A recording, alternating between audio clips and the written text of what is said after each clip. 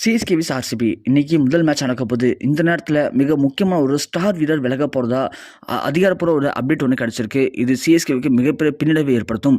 ஏற்கனவே சிஎஸ்கேவுடைய கான்வே வெளியே போனது சிஎஸ்கேவுக்கு மிகப்பெரிய பின்னடைவு. அதை தாண்டி சிஎஸ்கேவில் நல்ல ஒரு பவுலிங்காக இருந்த பத்ரினா இன்ஜுரி ஏற்பட்டு அவரும் இப்போ வெளியே போயிருக்காரு. இந்த நேரத்தில் மேலும் ஒரு மிக முக்கியமான ஆல்ரவுண்டர் இப்போ சிஎஸ்கே விட்டு வெளியே போக போகிறதா மிக முக்கியமான தகவல் கிடச்சிருக்கு. குறிப்பாக தலை தோனி எடுத்திருக்க அந்த முடிவின் காரணமாக தான் இப்போது அந்த வீரர் இப்படி ஒரு முடிவு எடுத்திருக்காராம். இதனால் பிளேயிங் லெவலில் பயங்கரமான ஒரு அதிர்ச்சி மாற்றம் இருக்க போகுது. ஸோ அது மட்டும் இல்லாமல் தலை தோனி நேற்று ஒரு மிக முக்கியமான முடிவு எடுத்தார். அந்த முடிவு தான் இதுக்கெல்லாம் பலவிதமான காரணங்களே சொல்லப்படுது. ஸோ அணியில் இப்போது மிகப்பெரிய ஒரு கலவரமே ஏற்பட்டிருக்காம். நேற்று தினம் அணியில் ஸ்குவாடில் பயங்கரமான கலவரம் ஏற்பட்டிருக்கு.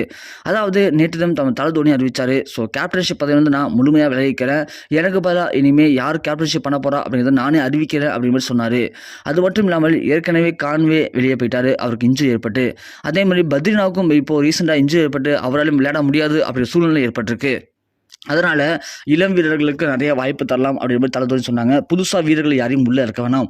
சமீர் ரிஸ்வி அது மட்டும் இல்லாமல் நம்மளுடைய புதுசாக எடுத்தாங்க இல்லையா ரச்சின் ரவீந்திரா, ஸோ இவங்களுக்கெல்லாம் வாய்ப்பு கொடுத்து பார்க்கலாம் அப்படின்ற மாதிரி தலை தோனி முடிவு பண்ணியிருக்காரு.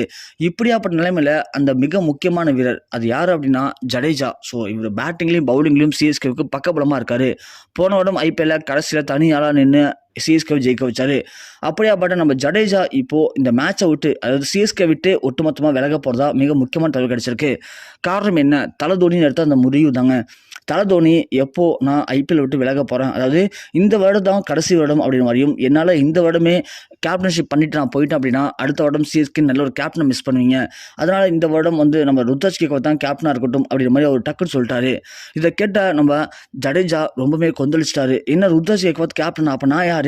ஸோ கடந்த 3 வருடங்களாக நான் கேட்டுட்ருக்கேன் கேப்டன்ஷிப் பதவி என்கிட்ட கொடுங்கன்னு சொல்லிட்டு.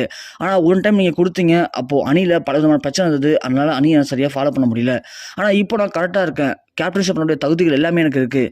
அதுவும் போனோட ஐபிஎல்ல எல்லாருமே தோற்று போகும்போது நான் தான் கடைசன் ஜெயிக்க வச்சேன். அப்படி இந்த அணிக்காக கஷ்டப்பட்டு உழைச்சிருக்கும் போது எனக்கு எதுக்கு கேப்டன்ஷிப் தரல அப்படின்ற மாதிரி ஜடேஜா போய் சிஎஸ்கே நிர்வாகத்திலும் சண்டை போட்டிருக்காரு. பயங்கரமான ஒரு கலவரம் வெடிச்சிருக்கு. ஆனால் நிர்வாகம் என்ன சொல்லியிருக்காங்க அப்படின்னா, இன்னும் உங்களுக்கு திறமை பத்தல, ஸோ பார்த்துக்கலாம் ஃபியூச்சரில் அப்படின்னு மாதிரி சொல்லியிருக்காங்க. அதில் ஜடேஜா ரொம்பவுமே கொந்தளிச்சு பேசியிருக்காரு. ஸோ கேப்டன்ஷிப் பதவி எனக்கு வேணும், அப்படி இருந்தால் மட்டும் தான் நான் ப்ளே பண்ண முடியும், இல்லை அப்படின்னா என்னால் ப்ளே பண்ண முடியாது, சாதா வீரர்களை என்னால் சிஎஸ்கே விளையாட முடியாது அப்படின்ற மாதிரி திட்டவட்டமாக பேசியிருக்காரு. அதற்கு பிறகு சிஎஸ்கே நிர்வாகம் இப்போதைக்கு நாங்கள் ருத்ராஜ் கேக்வாத்தை அப்படியே கேப்டனாக அறிவிச்சிட்டோம், ஸோ உடனடியாக